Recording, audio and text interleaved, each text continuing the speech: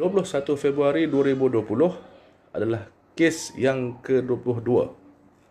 Ketika ni, Datuk Seri Wan Azizah adalah mempengerusikan mesyuarat khusus tentang COVID-19. Dan Datuk Seri Wan Azizah, dia pengerusikan mesyuarat sebanyak 2 kali. Pada 26 Januari dan juga 14 Februari. Datuk Seri Wan Azizah.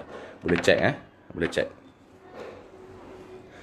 Kemudian Dr. Zulkifli Ahmad, Menteri Kesihatan, meletakkan jawatan sebagai Menteri Kesihatan disebabkan langkah Sheraton yang sangat bijak ni pada 24 Februari 2020. Dr. Zulkifli Ahmad meletakkan jawatan sebagai Menteri Kesihatan Malaysia pada 24 Februari 2020. 2 hari selepas bersedih saya.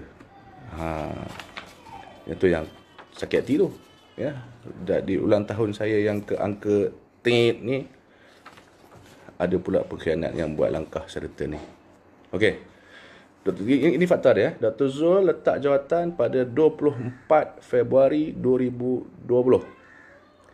Ijtima' tabligh di Masjid Seri Petaling berlangsung pada 27 Mac 2020 sehingga 3 Mac 2020.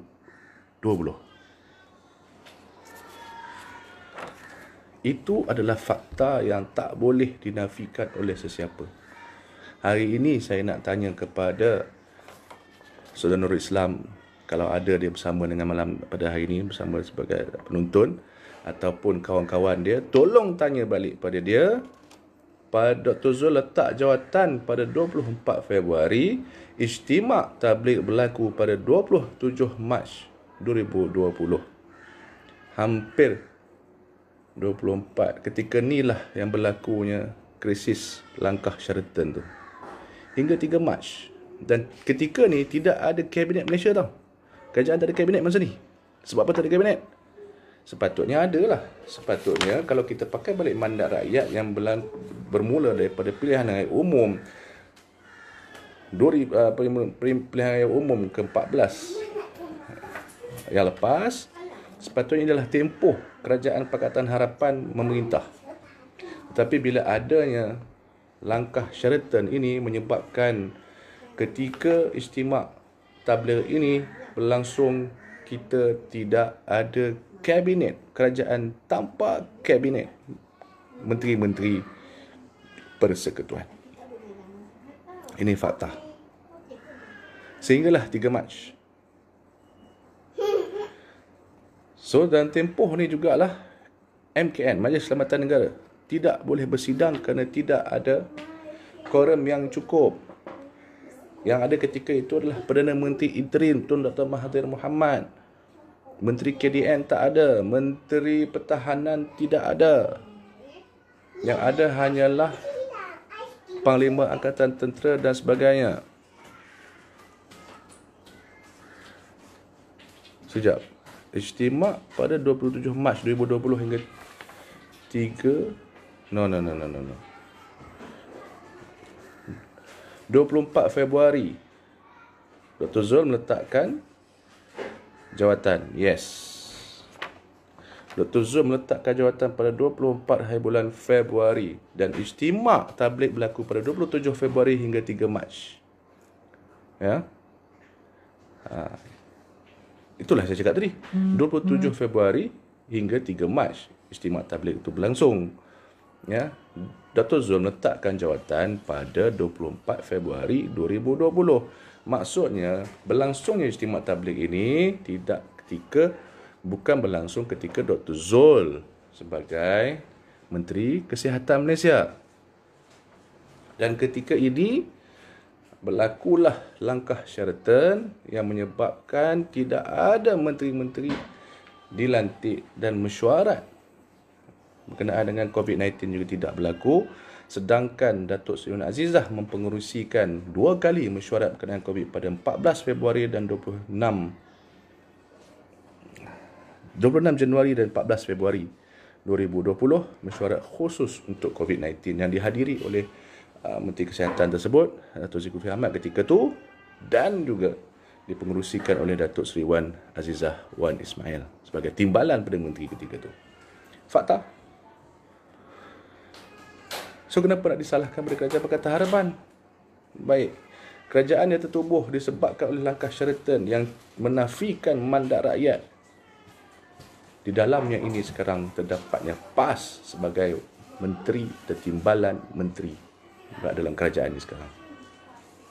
Bila tiba COVID-19 jadi masalah, peningkatan dan sebagainya, nak dicuba disalahkan kepada Dr. Zulkifli Ahmad, nak disalahkan Kerajaan Pakatan Harapan yang lepas, sedangkan fakta menunjukkan bahawasanya ketika Dr. Zul meletakkan jawatan Istimak Tabligh belum lagi berlangsung selepas itu sehingga 3 Mac, dan Tan Sri Muhyiddin Yassin mengangkat sumpah sebagai Perdana Menteri Malaysia pada 1 hari bulan Mac 2020 dan mengambil masa lebih kurang 10 hari untuk membentuk kabinetnya.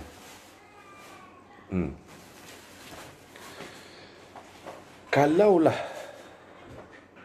dikekalkan Kerajaan Pakatan Harapan mengikut mandat rakyat, tidak ada pengkhianatan, tidak ada permainan politikus-politikus yang sangat-sangat lapar kepada jawatan dan kuasa, saya yakin insya-Allah dengan kredibiliti dan kesungguhan fokus daripada kementerian, pihak menteri, kementerian dan jambatan kesihatan yang ketika itu saya lihat mereka bersungguh-sungguh dalam menangani isu COVID-19, yang saya ketika itu pun saya tidak menjangkakan seteruk ini keadaan COVID-19 ni.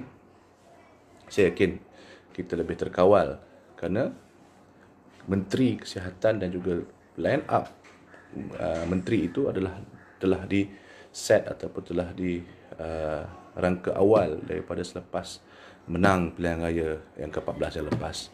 Tapi oleh kerana kerakusan segelintir pimpinan Pakatan Harapan dan juga ahli politik daripada PAS dan juga UMNO, menyebabkan kita 10 hari lebih tidak mempunyai kabinet, dan MKN juga tidak dapat bermesyuarat dengan baik. Itu adalah fakta. So, nak salahkan Kerajaan Pakatan Harapan kenapa tidak menghalang istimak tabligh ni tadi. Nah, ini fakta, bukti di mana itu adalah fitnah yang dilemparkan kepada Pakatan Harapan. Okey.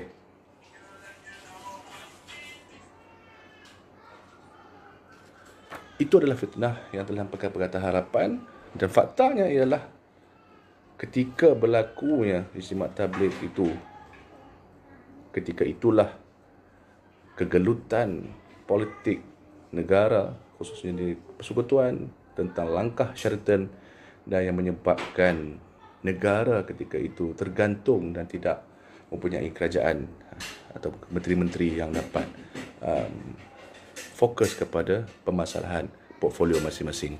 Ini yang bukti. Fakta, saya bagi fakta.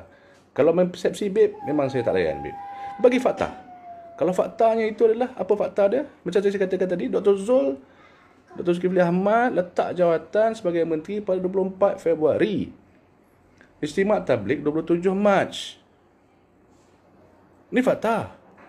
Dah 10 hari, lebih kurang 10 hari pelantikan kabinet tu dengan keadaan kita tidak ada menteri. Ini fakta. Tak boleh tipu pun, tak boleh ubah fakta ni. Boleh ubah sejarah, tak boleh ubah sejarah. Sebab itu adanya buku Menjerat Gus Dur yang menceritakan tentang sejarah Indonesia. Tak boleh ubah sejarah Indonesia. Begitu jugalah dengan apa yang terjadi pada hari ini. Dan ketika langkah Sheraton ini terbentuknya kabinet 10 hari, dalam masa 10 hari, daripada 1 Mac sehingga berapa hari bulan, 10 hari lebih kurang. Ketika tu yang membentuk, sama-sama membentuk kerajaan yang ada pada hari ini, dalamnya ada PAS dan juga UMNO. Fakta atau tidak? Saya lihat sendiri. Fakta atau tidak apa yang saya katakan ni. Itu saya katakan tadi, kerakusan kepimpinan setengah-setengah orang politik. Kerakusan orang politik, setengah politician yang mahukan kuasa, menyelamatkan diri, menyelamatkan kantung, poket masing-masing sehingga menyebabkan kecuaian kepada apa yang berlaku pada hari ini. Jangan lupa subscribe belakang tu.